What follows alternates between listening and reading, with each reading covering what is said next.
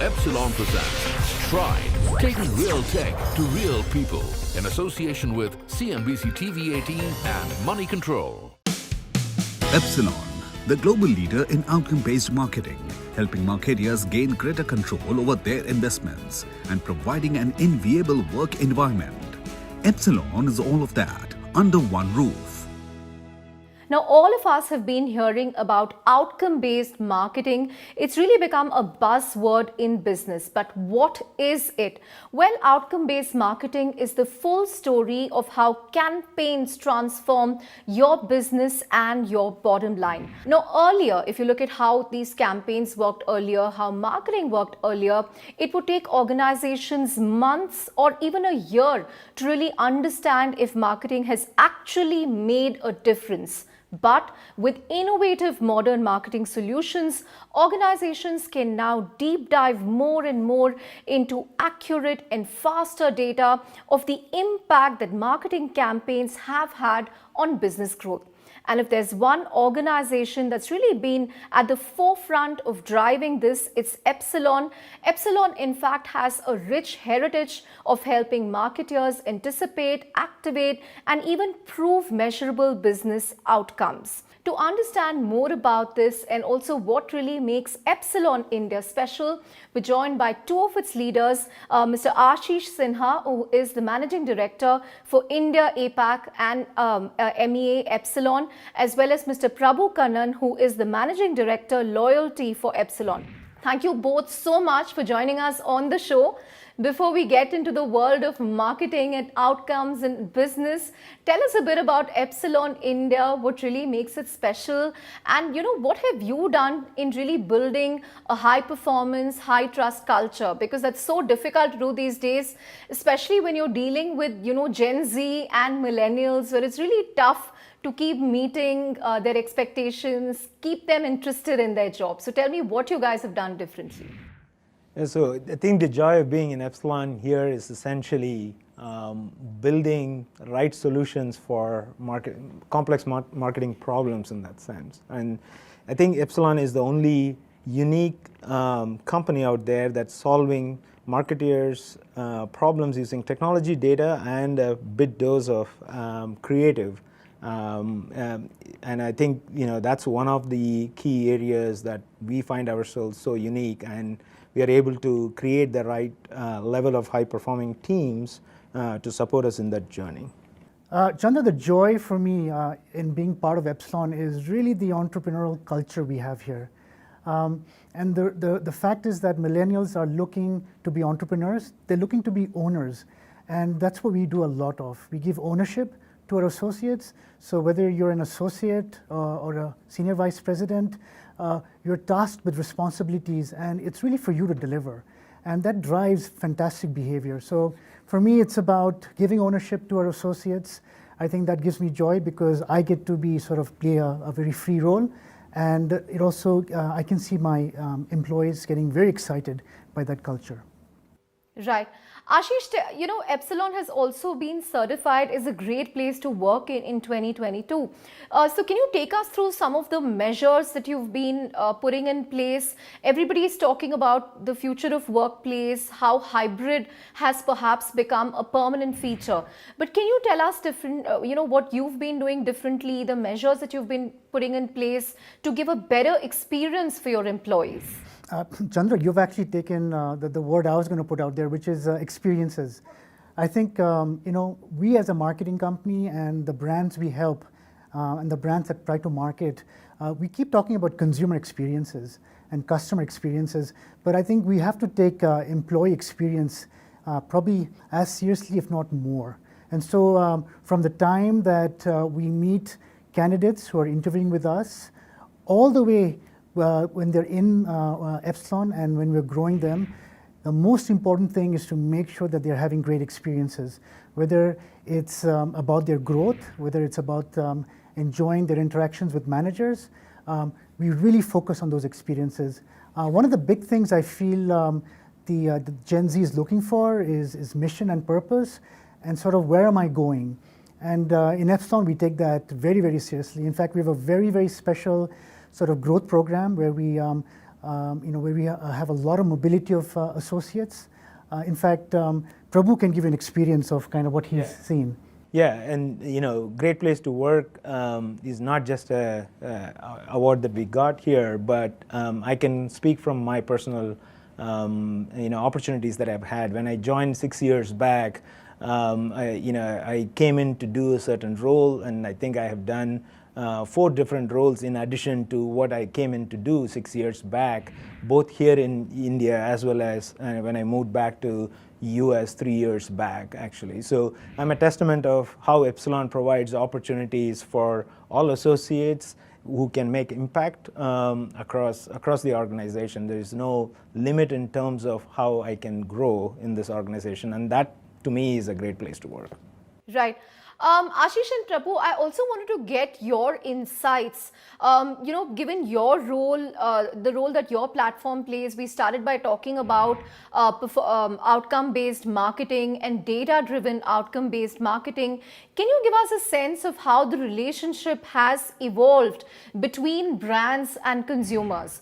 Because at least on the face of it, if I look at it today, consumers seem to be more empowered than ever, but at the same time, a lot of them also complain about how service standards have been falling. So can you give us a sense of the relationship between brands and consumers, how this has been evolving?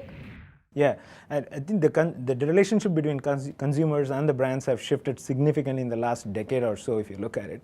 I think the new age consumers want both value and values. So it's important for brands to understand this context and see how they are really interacting with the consumers. And we have seen a number of opportunities for brands to kind of use Epsilon, where we come in with the understanding of both the consumers and the brands to help them actually communicate and engage in the ways that actually consumers want to be engaged in and wherever they want to be engaged in. I think there's a significant shift in terms of balance of who is in control of this conversation between consumers and brands, and today it's consumers that are driving that conversation forward. And I think brands are really figuring out a way to actually stay ahead and stay at least lockstep with consumers' needs. Yeah, no, Prabhu, totally agree. Really, the power has shifted to the consumer. I look at sort of a framework which I've been hearing a lot of recently, the 4 A's, and that's really around the consumer. The consumer can buy anything, anywhere, anytime, in any way he or she wants to. And a good example of that is buying something at midnight, on Amazon and paying it by Google Pay, right? The consumer really has taken charge of that relationship. And I think what brands need to do is to figure out a way of not controlling, but engaging with the consumer in that sort of power equation. It's critical now for marketers to really think about technology, because I believe technology plays a big role in ensuring that the conversation between consumers and brands stays engaging and stays relevant. So it's interesting times. Right. Ashish, interestingly, you spoke about the 4 A's. The 5th A that I wanted to ask you about is AI, or artificial intelligence, because brands increasingly are relying on AI chatbots when it comes to customer service, when it comes to even, grievance redressal. Has this improved the experience, worsened the experience? What more can be done in this respect? Well, I can tell you that whenever I see a chatbot, I quickly close the browser. So it tells you about my faith in chatbots. No, I think AI is still evolving, and I do believe that there's a lot of hue and cry around it. But I think the actual application and usage of AI is very mature. So there's still a lot to be done. AI is going to be needed because we're talking about massive scale. We're talking about trying, a brand reaching out to millions of consumers, and not with sort of one message, but with a million messages, because the brand has to talk to each individual, because that's the way the world is moving. So they will have to use technology and AI and machine learning, but there's a long way to go. I think we have to wait for, my sense is that we have to wait for a benchmark company to really come out there and for consumers to say that our experience with the interface for this brand is fabulous. And I don't think that's really happened yet. So I would say time will tell. It's going to happen, but we still have some time to go. I don't know, Prabhu, whether you have a view on No, AI. I think technologies like machine learning are key to actually interacting with consumers real time. And I think if you want individual interactions to inform the next set of interactions with your brand, you got to have the right technologies that allows you to actually use that real time understanding of the consumer behavior with your brand and react to it in real time. I think so those technologies are absolutely critical to our ability to get brands to engage with consumers on an ongoing basis. Moving on, I also wanted to understand, connecting one-on-one with consumers, with customers has become imperative for many businesses today. Now, how does this square with the conventional mediums of marketing? Where does the twain meet? Is it possible for both to happen at the same time? No, it's a really interesting question. I have a strong perspective here. And the perspective is, traditional marketing has been very, very focused, especially in this region, on acquiring customers. And that's a pretty expensive proposition when you go out and try and hunt for new customers for your brand. What we need to spend much more time and effort on is to retain our existing customers, people who have bought our products. How do you keep engaging them? How do you keep making sure that they are seen or they feel special? You get taught this in B school, right? The cost of retention is way lower than the cost of acquisition. With 10 campaigns that I send out trying to acquire, I could probably send out 2 campaigns and get an existing customer to buy something. And that really helps. That helps with the media spend, that helps with quick go-to-market, helps with your top line.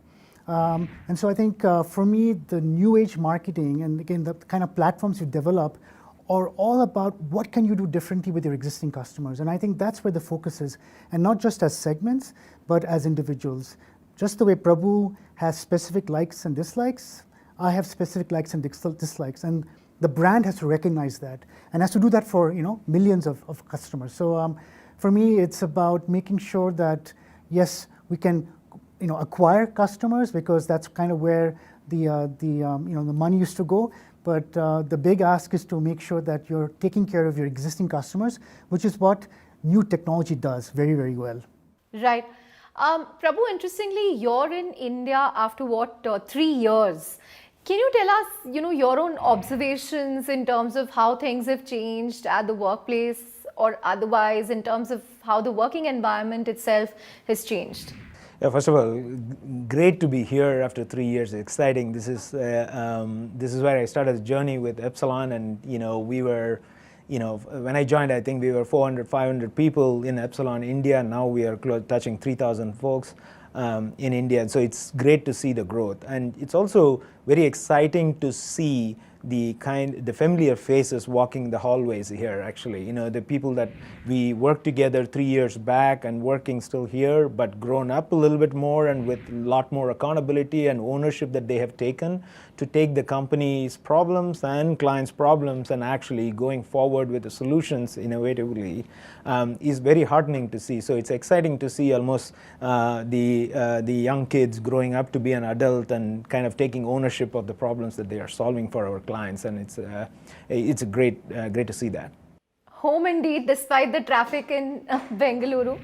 But on that note, thank you very much, Ashish and Prabhu, for joining us in this show. Thank you. Thank you. Epsilon presents Stride, taking real tech to real people in association with CNBC-TV18 and Money Control. Along with delivering measurable results, Epsilon is providing an atmosphere of growth and flexibility for its employees, enabling a healthy work-life balance. Let's understand from the employees what they really like about the company. I'm generally a traveler by heart, so whenever I join an organization, their leave policies is something that I definitely ask questions about. I have to say that Epsilon has a great leave policy which supports that balance that you need in your personal and professional life.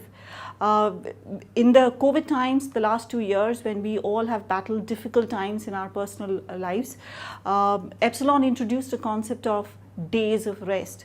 So these were holidays that were given to all our associates, in addition to all our stipulated leaves and our stipulated national holidays.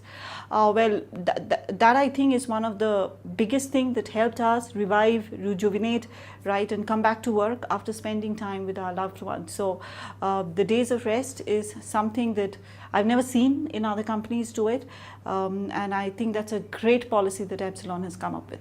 I've been with Epsilon for more than 4 years now, and it's been a great and wonderful journey here at Epsilon. I think few things which kind of separate Epsilon from the rest of the world. First and foremost, I think as an organization, we've been leaders in database marketing since 1969. So that's a legacy that we have to live up to, right? So the kind of experiences, the testimonials, the client feedback that we get is absolutely phenomenal. So I think what I enjoy the most with Epsilon is the clear articulation of vision from the leadership. And I think at some level that helps employees to understand the significance of the work that they do, right? It directly ties up with the success of the organization. So it also helps in definition of the roles for each one of us. Let's hear from Varsha Singh, Director HR Analytics and Business Partner APAC Region, about Epsilon India's journey over the course of 7 years and the kind of culture that the company has built for its employees. When we set up Epsilon India office 7 years ago, we set out to achieve 2 key goals: scale and build India organization and make it a great place for our people. In the span of 7 years, we built scale from 0 to 3,000, created a strong brand presence in the local market, and we built a unique culture that we believe in, where everyone feels like they belong, they can grow their career, and they can connect with each other. In this last 7 years, the teams, the processes and the programs that we designed was to ensure that it is taking us towards the culture that we want to build in. Belonging is an important aspect. The diversity, equity and inclusion programs were constantly reviewed and measured to ensure that it is supporting the culture of belongingness that we wanted. Development is another key focus area for us. We ensured that people are empowered to design the career that they want. We have tools in place which could help them to personalize their learning experiences and also take their career in the way they want it. We also have career forums, knowledge forums, where one can understand what are the opportunities and then they can grow their career within the organization. Pandemic was a difficult time for people across the globe, and throughout the crisis, Epsilon ensured they supported their employees and helped them navigate the choppy waters. I have been through COVID twice actually. I was infected with COVID twice, and the support system that was provided by Epsilon was, it was excellent, because at one point there was a drug which was so much in demand in the market that was not available easily.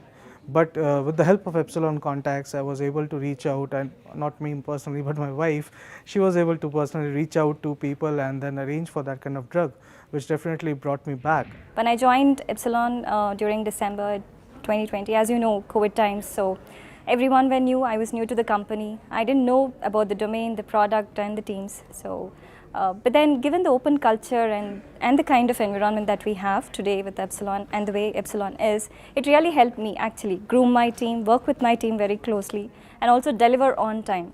So as the saying says, right, leadership is about making things better. And so that's how our leaders are today in Epsilon, who make us make things better.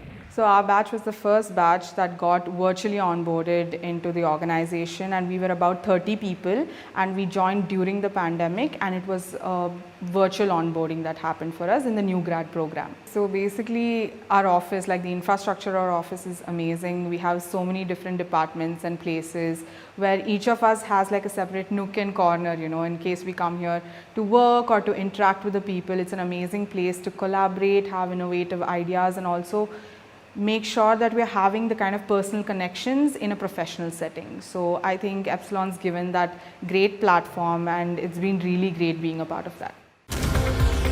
Epsilon presents Stride, taking real tech to real people in association with CNBC-TV18 and Money Control.